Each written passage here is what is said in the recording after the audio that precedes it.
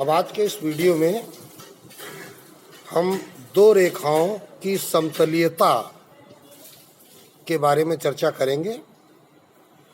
इसके बारे में हम पिछले वीडियो में आपको इसके कार्तीय स्वरूप के बारे में बता भी चुके हैं कि यदि दो रेखाएं समतलीय हैं तो vector a1 dot b1 cross b2 बराबर vector a2 dot b1 cross b2। तो ये दो रेखाओं की समतलीयता की शर्त है जब आपकी रेखाएं सदिश स्वरूप में दी गई हैं। किस रूप में? यदि पहली रेखा वेक्टर r बराबर vector a1 plus m b1 तथा दूसरी रेखा वेक्टर r बराबर a2 प्लस n b2 के रूप में है। तो यहाँ पर हमको b1 और b2 का क्रॉस मल्टीप्लिकेशन सदिश गुणन निकालते हैं और फिर a1 से उसका बिंदु गुणन या a2 से बिंदु गुणन जब कराएंगे तो दोनों स्थितियों में दोनों की वैल्यूज जो हमको बराबर मिलती हैं, तब हम कह देते हैं कि दो रेखाएं समतलीय हैं। और इन रेखाओं को आविष्ट करने वाले जो समतल का समीकरण होता है वो r dot b1 cross b2 बराबर a1 dot b1 cross b2 या a2 dot b1 cross b2 होता है। किंतु यही रेखाएं जब कार्तीय रूप में हों तो यहाँ की स्थिति कुछ इस प्रकार होती है। कार्तीय रूप में दो रेखाएं हम लेते हैं x माइनस x1 अपान L1, y माइनस y1 अपान M1 बराबर z माइनस z1 अपान N1 तथा दूसरी रेखा x माइनस x2 अपान L2 बराबर y माइनस y2 अपान M2 बराबर z माइनस z2 अपान N2। तो ऐसी दशा में दोनों रेखाओं की दिक् कोज्याएं L1 M1 N1 तथा L2 M2 N2 हैं तथा पहली रेखा पर स्थित जो बिंदु x1 y1 z1 और दूसरी रेखा पर स्थित बिंदु x2 y2 z2 लिया जाता है। अगर ये दोनों रेखाएं किसी एक ही तल पर हैं, मान लेते हैं कि जैसे हमारा ये कागज एक समतल का स्वरूप है और इस समतल पर इसी समतल पर दो रेखाएं, एक इस दिशा में है और दूसरी इस दिशा में है। ये एक बिंदु से अलग जा रही है, ये दूसरे बिंदु से अलग जा रही है। तो इसके लिए बिंदु a1 कहा गया, इसके लिए बिंदु a2 कहा गया। इसकी दिशा वेक्टर b1 की ओर है और इसकी दिशा वेक्टर b2 की ओर है। अगर कार्तीय रूप की बात करें तो इसकी जो दिक् कोज्याएं हैं वो अलग हैं और इसकी दिक् कोज्याएं अलग हैं। दोनों रेखाएं अगर एक ही समतल पर हैं तो इनके क्रॉस मल्टीप्लिकेशन से जो सारणिक बनती है, तो ये सारणिक देखिए इस रूप में x2 minus x1 y2 minus y1 z2 minus z1 L1 M1 N1 L2 M2 N2 से जो सारणिक बनती है, इस सारणिक का मान शून्य होता है। और यह मान शून्य होने पर क्या हो जाता है कि दोनों रेखाएं समतलीय कही जाती हैं। और जब ऐसी स्थिति हो तो इन रेखाओं को आविष्ट करने वाले समतल का समीकरण अगर निकालना है तो देखिए यहाँ पर दो स्थितियाँ दिखाई गई हैं, x minus x1 y minus y1 z minus z1 L1 M1 N1 L2 M2 N2 या फिर x minus x2 y minus y2 z minus z2 L1 M1 N1 L2 M2 N2 बराबर 0। तो दोनों स्थितियों में किसी भी एक स्थिति का हम प्रयोग कर सकते हैं। तो अब हम इन्हीं दोनों नियमों पर आधारित एक एक प्रश्न विद्यार्थियों को हल करना सिखाएंगे। तो विद्यार्थी देखें कि पहला प्रश्न जो दिया गया है, अब यहाँ पहला प्रश्न दिया गया है, दिखाइए कि रेखाएं वेक्टर r बराबर 2j cap minus 3k cap plus t of i cap plus 2j cap plus 3k cap तथा वेक्टर r बराबर 2i cap plus 6j cap plus 3k cap plus 8 of 2 s of, ये 8 नहीं है s है, s of 2i cap plus 3j cap plus 4k cap समतलीय हैं। तो चलिए हल करते हैं। पहले तो हमें सिद्ध करना कि ये रेखाएं समतलीय हैं। तो प्रश्नानुसार रेखाएं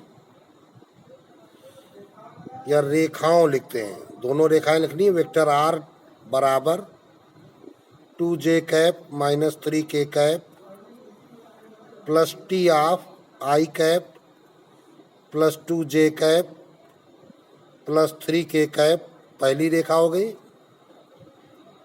तथा वेक्टर r बराबर 2i cap plus 6j cap plus 3k cap plus s of 2i cap plus 3j cap plus 4k cap की तुलना उनके मूल रूप से करने पर क्या निष्कर्ष निकलेगा? वेक्टर a1 बराबर 2j cap minus 3k cap, comma vector b1 बराबर i cap plus 2j cap plus 3k cap, तथा वेक्टर a2 बराबर 2i cap plus 6j cap plus 3k cap, comma vector b2 बराबर 2i cap plus 3j cap plus 4k cap. तो अभी हमने नियम पढ़ा कि इन दोनों रेखाओं को समतलीय बनाने के लिए हमको क्या निकालना है? a1 dot b1 cross b2। तो इसके लिए आपको b1 क्रॉस b2 पहले निकालना पड़ेगा। तो अब लिखेंगे क्या हम? चूंकि b1 क्रॉस b2 बराबर, तो इसकी सारणिक बनती है i कैप j कैप और k कैप। तो b1 के गुणांक 1 2 3 1 2 3, b2 के 2 3 4 2 3 4, तो बराबर i cap of 2 choco 8 minus 3 त्रिको 9 minus j cap of 1 चौको 4 2 तिहाई 6 प्लस k कैप ऑफ 1 तिहाई 3 और 2 दूनी 4, तो बराबर ये -1, तो 1 लिखने की जरूरत नहीं, i कैप, और ये माइनस के 2 तो बन जाएंगे प्लस 2j कैप, और ये माइनस का 1 लिखने की जरूरत नहीं, तो माइनस k कैप। तो ये हमारा b1 क्रॉस b2 निकल आया। तो हमने यहाँ पर a1 dot b1 cross b2 निकालना है। तो a1 बराबर हमारे पास दिया गया है 2j cap minus 3k cap, और डॉट करना है b1 क्रॉस b2, तो minus i cap plus 2j cap minus k cap से बिंदु गुणन कराएंगे, तो 2 1 कम 2 माइनस का, माइनस 3 दूनी 6 और माइनस का 0, क्योंकि यहाँ k कैप का गुणांक नहीं है तो उसको 0 लिया जाएगा, तो ये बराबर -8 आ जाता है। इसी प्रकार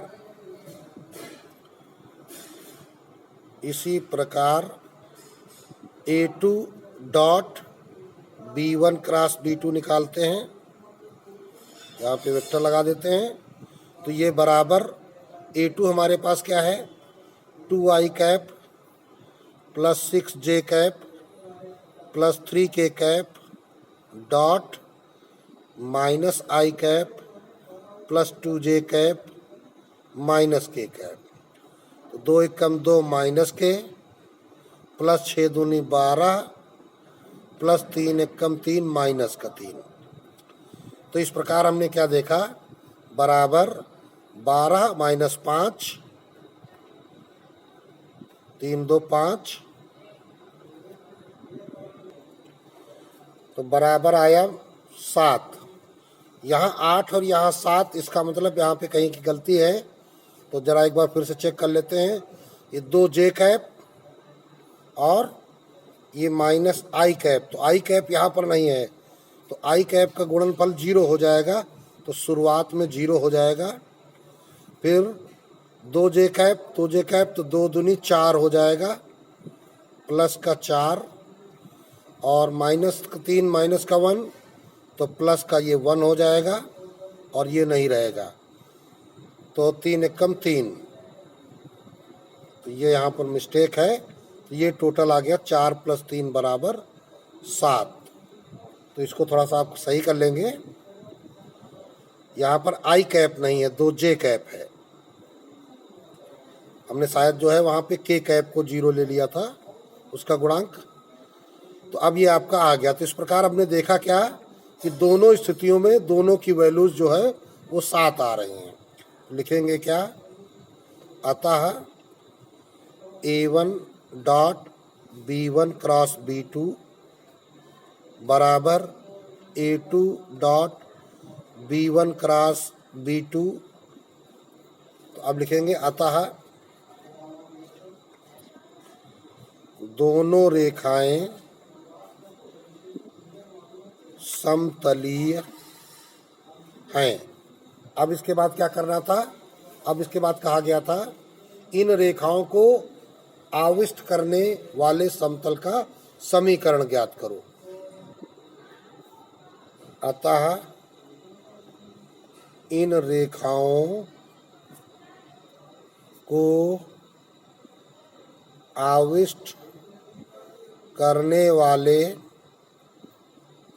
समतल का समीकरण vector r dot B1 cross B2 बराबर A1 dot B1 cross B2। तो vector r dot B1 cross B2, तो B1 क्रॉस B2 हम ऊपर निकाल चुके हैं, minus i cap plus 2j cap minus k cap बराबर A1 dot B1 cross B2, ये आ गया है 7। तो अब इसको आप क्या कह सकते हैं, वेक्टर r डॉट, यहाँ से अगर माइनस का भाग लगाओगे तो i cap minus 2j cap plus k cap, और ये बराबर 7 इधर आ जाएगा -7, लेकिन जब हम चिन्ह बदलेंगे तो +7 बराबर 0। अगर इसे आप कार्तीय रूप में लिखना चाहते हैं तो ये आ जाएगा x minus 2i plus z plus 7 बराबर 0। यह प्रश्न सदिश स्वरूप में था, इसलिए हमको जवाब भी सदिश स्वरूप में ही देना है। तो इस प्रकार ये आपका उत्तर हो जाता है। अब इसी प्रकार देखते हैं दूसरा प्रश्न, दिखाओ कि रेखाएं ये तथा ये समतलीय हैं। तो लिखेंगे क्या हम, पहली रेखा का समीकरण x प्लस 1/3 बराबर y प्लस 3/5 बराबर z प्लस 5/7 पहली रेखा, तथा दूसरी रेखा का समीकरण x माइनस 2/1 बराबर y माइनस 4/4 बराबर z माइनस 6/7। तो इस प्रकार ये दूसरी रेखा हो गई। अब इन दोनों रेखाओं को समतलीय सिद्ध करना है तो इनके मानक रूप से तुलना कर लें। इनके मानक रूप से तुलना करने पर तो हमारे पास आ जाएगा x1 कामा y1 कामा z1 बराबर -1, चूँकि x माइनस x1 होता है, कामा -3 कामा -5 तथा L1 कामा M1 कामा N1 बराबर 3 5 7 3 कामा 5 कामा 7 x2 कामा y2 कामा z2 बराबर 2 4 6 तथा L2 कामा M2 कामा N2 बराबर 1 4 7। तो अब समतलीयता साबित करने के लिए हमें क्या करना होता है, इनकी सारणिक बनानी होती है। तो क्या होता है सूत्र, x2 minus x1 y2 minus y1 z2 minus z1 L1 M1 N1 L2 M2 N2। इस सारणी की वैल्यू निकालनी है तो बराबर, तो x2 माइनस x1, तो देखिए 2 माइनस माइनस प्लस, तो 2 + 1। इसी प्रकार 4 माइनस -3 है तो 4 + 3, 6 -5 है तो 6 + 5, L1 M1 N1 3 5 7 और ये 1 4 7। अब इसको सरल करते हैं तो बराबर,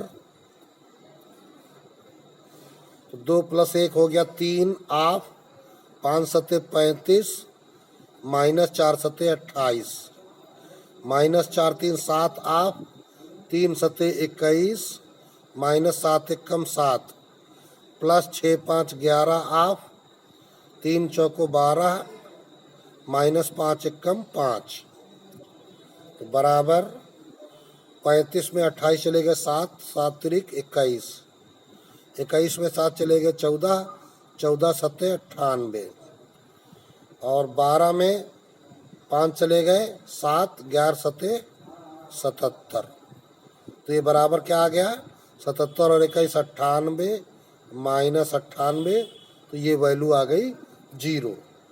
तो जब इसकी वैल्यू, इस सारणी की वैल्यू 0 आ गई है तो हम क्या कह देंगे, अतः दोनों रेखाएं समतलीय हैं। अतः दोनों रेखाएं समतलीय हैं। अतः इन रेखाओं को आविष्ट करने वाले समतल का समीकरण, ये भी आपको ज्ञात करना है। तो इसके लिए फार्मूला क्या होता है, x - x1, y - y1, z - z1, L1 M1 N1, L2 M2 N2, ये बराबर 0। इसलिए x - x1, x माइनस, अब पहले आ जाते हैं x1 वैल्यू के लिए। तो देखिए x1 वैल्यू हमको यहाँ से मिल जाएगी, या हम थोड़ा ऊपर जाएंगे तो यहाँ -1 -3 -5, तो -1 y - y1 -3, z - z1 -5, L1 M1 M1 3 5 7 1 4 7 बराबर 0। अब इसको ही सरल करना है, x + 1 ऑफ, 5 सत्ते 35, -4 सत्ते 28, -y + 3 ऑफ, 3 सत्ते 21, -1 सत्ते 7, z + 5 ऑफ, 3 चौको 12, -5 एकम 5 बराबर 0। तो अब इसको ही सरल करना है, तो ये हमारा कितना आ जाता है, 35 में से 28 चला गया 7, तो 7x + 7, इसी प्रकार 21 में 7 चला गया 14, तो -14y और -14 तो यहाँ 42, 12 में 5 गया तो यहाँ भी 7 बचा, तो +7z + 7 पना 35 बराबर 0। तो यह आ गया 7x - 14y + 7z। अब यहाँ देखिए प्लस के साथ -42 और ये 35, तो 35 7 42, 42 में 42 चले गए 0, तो कुछ नहीं बचा बराबर 0। अब 7 से भाग लगा देते हैं, तो x - 2y + z बराबर 0। यही आपके अभीष्ट समतल का समीकरण है, जो कि आपको मिल गया। तो इस प्रकार ये प्रश्न आपका कंप्लीट हो गया। अब अगला प्रश्न विद्यार्थियों को दिया गया है, बिंदु 0 -7 -7 से होकर जाने वाले तथा रेखा x + 1/-3 बराबर y - 3/2 बराबर z + 2/1 को आविष्ट करने वाले समतल का समीकरण ज्ञात कीजिए। तो समतल के बारे में कहा जा रहा है कि इस बिंदु से जाता है और इस रेखा को आविष्ट करता है। तो पहले इस बिंदु से जाने वाले समतल का समीकरण हम लिखेंगे। तो हल करते हैं। प्रश्नानुसार बिंदु 0, 7, -7 से जाने वाले समतल का समीकरण। तो क्या होता है, a of x minus x1, x minus, अब x1 बिंदु में क्या है 0, plus b of y minus y1, तो y minus 7, plus c of z minus z1, तो ये माइनस का 7 है तो प्लस 7 बराबर 0। तो ये बन गया, हमने मान लिया कि ये समतल का समीकरण है। अभी यहाँ ए बी सी के मान हमको निकाल के रखने होंगे और हमारा उत्तर आ जाएगा। चूंकि रेखा x प्लस 1/-3 बराबर y माइनस 3/2 बराबर z प्लस 2/1 समतल पर है। कहा गया है कि रेखा को आविष्ट करने वाले समतल, अर्थात ये रेखा समतल पर है। तो रेखा का जो बिंदु है ये x1 y1 z1, अतः बिंदु कौन सा बनेगा यहाँ, -1, 3 और -2 समतल पर होगा। तो इसलिए x बराबर -1, y बराबर 3, z बराबर -2 समतल 1 में रखने पर, तो ये वैल्यू समतल 1 में रख दो। तो a of -1 -0 plus b of 3 -7 plus c of z की जगह -2 प्लस 7 बराबर 0। तो इस प्रकार अब ये समीकरण क्या बन जाएगा, -a -4b और प्लस 5c, 7 में 2 गया 5 बराबर 0। चिन्ह बदल डालो, a plus 4b minus 5c बराबर 0, समीकरण 2 बन गया। अब इस रेखा के दिक् अनुपात दिए गए हैं, तो ये जो दिक् अनुपात दिए गए हैं तो ये समतल के भी दिक् अनुपात, भाई देखिए रेखा का जो दिक् अनुपात है वो इस चित्र से समझिए कि मान लीजिए ये समतल है और रेखा समतल पर है, इसका मतलब इसकी दिशा समतल के समांतर है और इसका जो अभिलंब होगा वो ऐसे होगा। तो इसका अभिलंब और रेखा की दिशा ये परस्पर लंबवत हैं। तो अब लिखेंगे क्या, चूंकि रेखा के दिक् अनुपात क्या आ गए हैं, -3 2 1 -3 2 1 हैं तथा समतल के अभिलंब के दिक् अनुपात वो क्या है, ए बी सी है। देखो ए ऑफ ऊपर है ना, a of b of c of. तो इस प्रकार रेखा और समतल क्या है, समांतर है। तो रेखा तथा समतल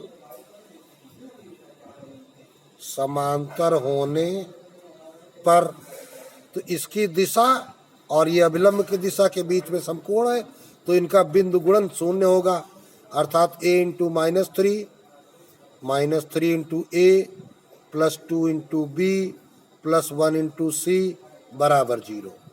तो यह क्या आ गया, 3a -2b -c बराबर 0। ये रेखा 3 मिल गई। अब इन 2 और 3 रेखा को हल करके क्या करोगे, ए बी सी की वैल्यू निकालोगे।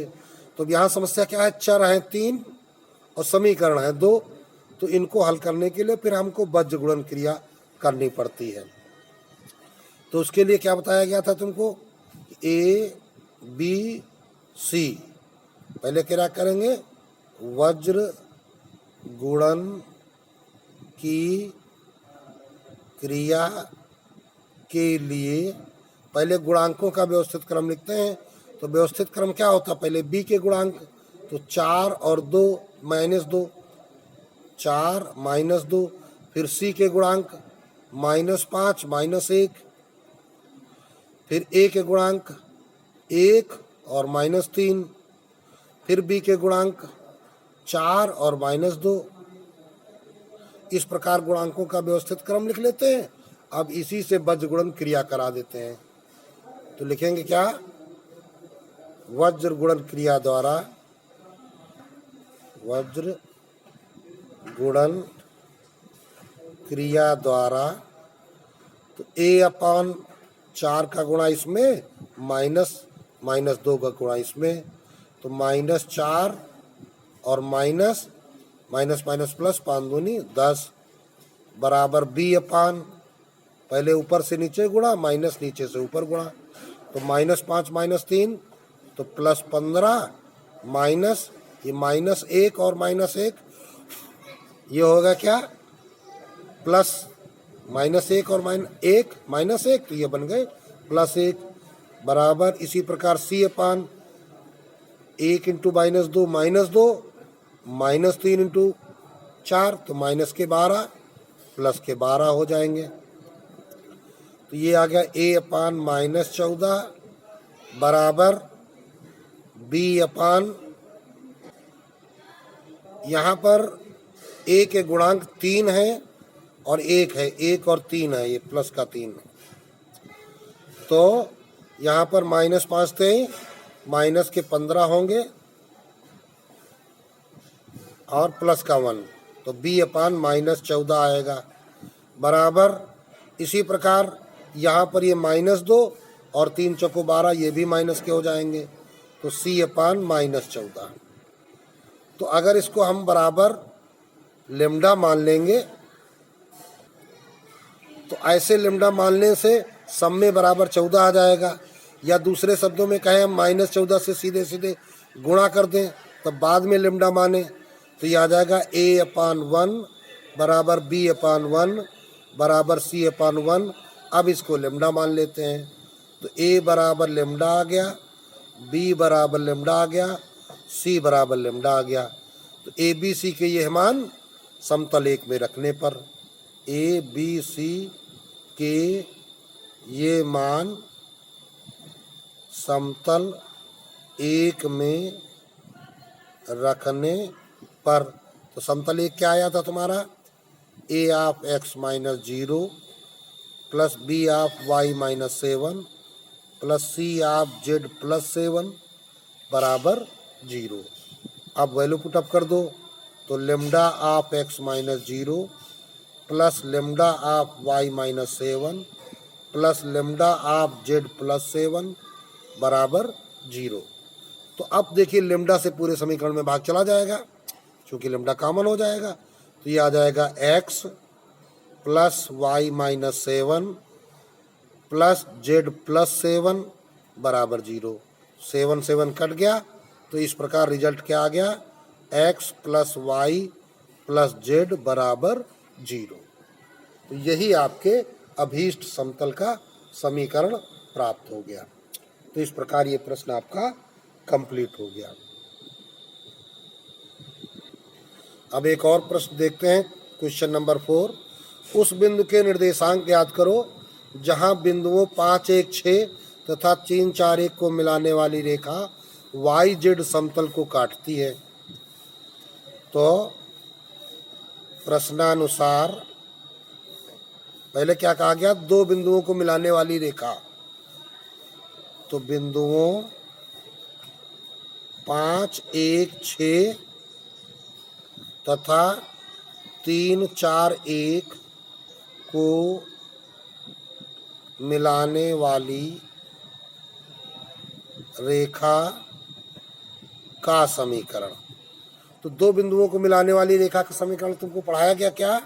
x - x1 बटे x2 - x1 बराबर y - y1 बटे y2 - y1 बराबर z - z1 बटे z2 - z1। तो क्या हो जाएगा? x - 5 बटे -2 बराबर y - 1 बटे 3 बराबर z - 6 बटे -5। तो ये हो गई रेखा। अब देखिए रेखा के दिक् अनुपात या दिक् कोजाएं -2, 3 और -5 हो गई। दूसरी बात कहा गया रेखा, मिलाने वाली रेखा वाई जेड समतल को काटती है, तो वाई जेड समतल का समीकरण।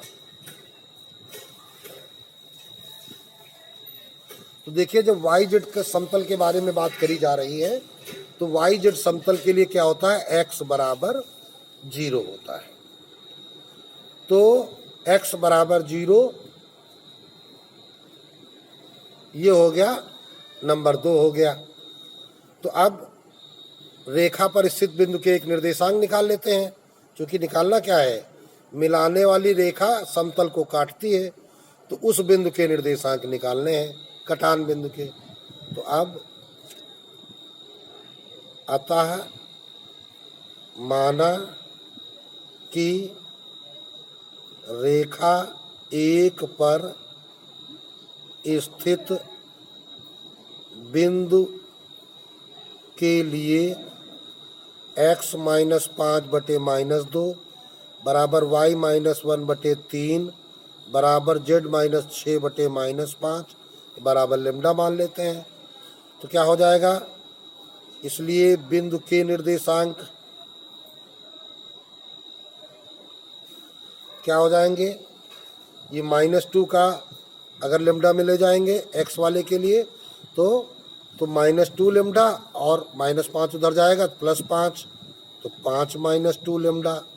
इसी प्रकार ये 3 लेम्डा -1 उधर जाएगा तो 3 लेम्डा +1, ये जाएगा तो -5 लेम्डा +6, तो 6 -5 लेम्डा। ये बिंदु के निर्देशांक बनेंगे तुम्हारे। अभी तुमको क्या चाहिए, लेम्डा की वैल्यू निकाल के रखनी। अब लेम्डा का मान निकालने के लिए क्या करना पड़ेगा, अभी हमको समीकरण 2 में x बराबर 0 मिला है, क्योंकि वाई जेड समतल है, तो वाई जेड समतल पर कोई भी जो बिंदु होगा उसके लिए x बराबर 0 होगा। तो x बराबर 0 मान रेखा पे रख देते हैं। अब x बराबर 0 मान रेखा में रखने पर तो x -5 बटे -2 बराबर लेम्डा ले लो, तो x की वैल्यू यहाँ पे रख दो, तो 0 -5 बराबर -2 लेम्डा, माइनस माइनस कट जाएगा, लेम्डा बराबर 5/2 आ जाएगा। अतः अब बिंदु के निर्देशांक जो निकालने हैं, बिंदु के निर्देशांक बराबर 5 - 2 लेम्डा, तो 2 × 5/2 कामा 3 लेम्डा, तो 3 × 5/2 +1 कामा 6 - 5 लेम्डा, तो × 5/2। अब इसको ही सरल कर देंगे, वैल्यू हमारी प्राप्त हो जाएगी। तो बराबर 2 × 5 = 10 -5 × 2 = 10 बटे 2 कामा 5 × 3 = 15 और 2 × 1 = 2/2 कामा 6 × 2 = 12 -5 = 25/2। ये बराबर आ जाता है 0 15 2 17/2 कामा 12 में 25 चले गए तो -13/2। तो इस प्रकार ये कटान बिंदु के निर्देशांक निकल आते हैं और ये प्रश्न भी कंप्लीट हो जाता है। तो इस प्रकार आज के इस वीडियो में विद्यार्थियों ने दो रेखाओं की समतलीयता यानी समतल पर स्थित होना तथा रेखा समतल पर स्थित होने पर समतल रेखाओं को आविष्ट करने वाले समतल के समीकरण निकालने सीखे। बहुत ही महत्वपूर्ण वीडियो है और इसके सभी प्रश्नों को आपको अच्छी तरीके से तैयार भी करना है।